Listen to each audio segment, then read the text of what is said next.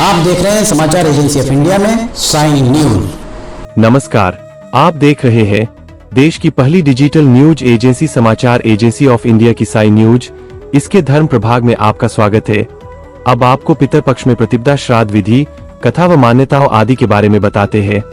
आशा है आपको यह पसंद आएगा। आप इसे ध्यान पूर्वक सुनिए और धर्म लाभ लीजिए। आइए सुनते हैं पितरपक्ष में प्रतिपदा श्राद्ध के बारे में विस्तार से। प्रतिपदा अर्थात पहले दिन किस तरह से किया जाए श्राद्ध कर्म, जानिए प्रतिपदा पर श्राद्ध कर्म का मुहूर्त एवं विधि विधान।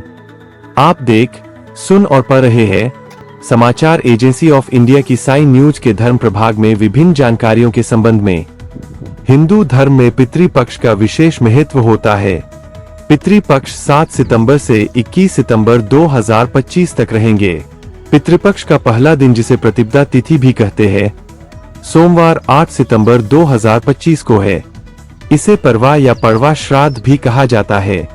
शास्त्रों के अनुसार श्राद्धों या तर्पण अनुष्ठान को संपन्न करने के लिए कुतुब, रोहिन आदि मुहूर्त शुभ माने गए हैं। कहा जाता है कि अपराह्न काल समाप्त होने तक श्राद्ध संबंधी अनुष्ठान संपन्न कर लेने चाहिए। श्राद्ध के अंत में तर्पण किया जाता है। जाने प्रतिपदा श्राद्ध का महत्व व दान, तर्पण व श्राद्ध के शुभ मुहूर्त।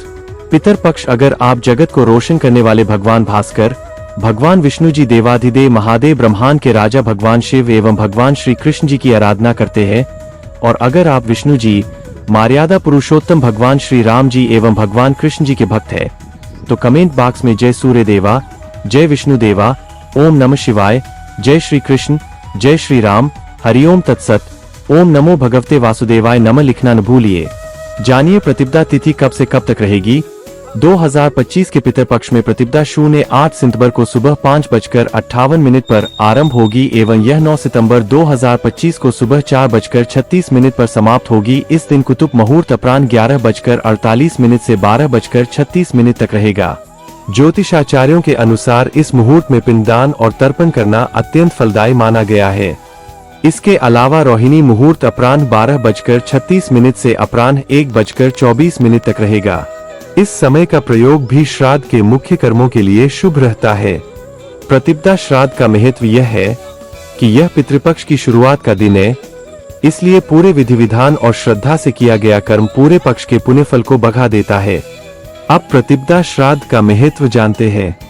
प्रतिपदा श्राद्ध परिवार के उन पूर्वजों या पितरों के लिए किया जाता है जिनकी मृत्यु प्रतिपदा तिथि को हुई होती है, अर्थात जिस दिन आपके किसी पूर्वज ने देह त्यागी हो, उस दिन हिंदू कैलेंडर के हिसाब से कौन सी तिथि थी। मान्यता है कि इस श्राद्ध को करने से जीवन में सुख समृद्धि आती है। पितरों को तृप्ति मिलने की भी मान्यता है। दिवंगत आत्माओं की शांति के लिए इस दिन तर्पण, पिंडदान अनुष्ठान किया जाता है। पितृपक्ष की प्रतिपदा तिथि को नाना नानी का श्राद्ध भी किया जा सकता है। अगर मातृपक्ष में श्राद्ध के लिए कोई व्यक्ति नहीं है, तो इस तिथि पर नाना नानी का श्राद्ध करना अत्यंत शुभ माना गया है। हिंदू धर्म में पितृपक्ष का विशेष महत्व होता है। पितृपक्ष 7 सितंबर से 21 सितंबर 2025 तक रहेंगे। पितृपक्ष का पहला दिन या प्रतिपदा तिथि 8 सितंबर 2025 सोमवार को है। इसे पड़वा श्राद्ध भी कहा जाता है। शास्त्रों के अनुसार श्राद्धों या तर्पण अनुष्ठान को संपन्न करने के लिए कुतुब, रोहिन आदि मुहूर्त शुभ माने गए हैं। कहा जाता है कि अपराह्न काल समाप्त होने तक श्राद्ध संबंधी अनुष्ठान संपन्न कर लेने चाहिए। श्राद्ध के अंत में तर्पण किया जाता है। विद्वान आचार्यों के अनुसार शास्त्रों में हर जगह यही देखने को मिलता है कि मातृदेवो भव, पितृदेवो भव। आठ माता पिता के समान कोई देवता नहीं है। उनकी संतृप्ति और आशीर्वाद हमें जीवन में हर प्रकार का सुख देता है। इस भ्रांति को मन मस्तिष्क में न पालकर इस पितृ पर्व को हर्षोल्लास पूर्वक मनाना चाहिए। जिनके पिता के मृत्यु की तिथि ज्ञात न हो, उनको श्राद्ध पितृ विसर्जन को करना चाहिए। आइए अब हम आपको बताते हैं कि किस विधि से पितरों का तर्पण किया जाए। पितृपक्ष में प्रत्येक दिन 15 दिनों तक कुशा की जूड़ी जल के लोटे के साथ ले जाकर पीपल के नीचे कुशा की जूड़ी को पितृ मानकर जल से तर्पण करें। तर्पण के बाद घर आकर प्रतिदिन ही भोजन के समय 1 रोटी गाय को, 1 रोटी कुत्ते को और 1 रोटी कौ को जरूर खिलाएं। साथ ही अगर संभव हो सके तो अपनी छत पर किसी चौड़े पात्र में जल भरकर पक्षियों के लिए जरूरी रखें और अनाज के दाने भी छत पर डालें। ब्राह्मण भोजन, श्राद्ध, तर्पण तथा अमावस्या पूजन इत्यादि जैसे अपने घर करते आ रहे हैं, वह वैसे ही करें। विद्वानों का कहना है कि श्राद्ध कर्म करने के लिए किसी नदी या सरोवर के तट को सर्वश्रेष्ठ माना गया है। आइए अब जानते हैं कि पितृपक्ष में क्या सावधानियां बरतना जरूरी है। इस अवधि में दोनों वेला में स्नान करके पितरों को याद करना चाहिए। कुतुब वेला में पितरों को तर्पण दें और इसी वेला में तर्पण का विशेष महत्व भी होता है। तर्पण में कुश और काले तिल का विशेष महत्व है। कुश और काले तिल के साथ तर्पण करना अद्भुत परिणाम देता है। जो कोई भी पितृपक्ष का पालन करता है उसे इस अवधि में सात्विक भोजन ग्रहण करना चाहिए। पितरों को हल्की सुगंध वाले सफेद फूल ही अर्पित करें। तीखी सुगंध वाले फूल वर्जिक है। इसके अलावा दक्षिण दिशा की ओर मुख करके पितरों का तर्पण और पिंड दान करें। पितृपक्ष में हर रोज गीता का पाठ जरूर करें। वहीं कर्ज लेकर या दबाव में कभी भी श्राद्ध कर्म नहीं करना चाहिए। हरि ओम।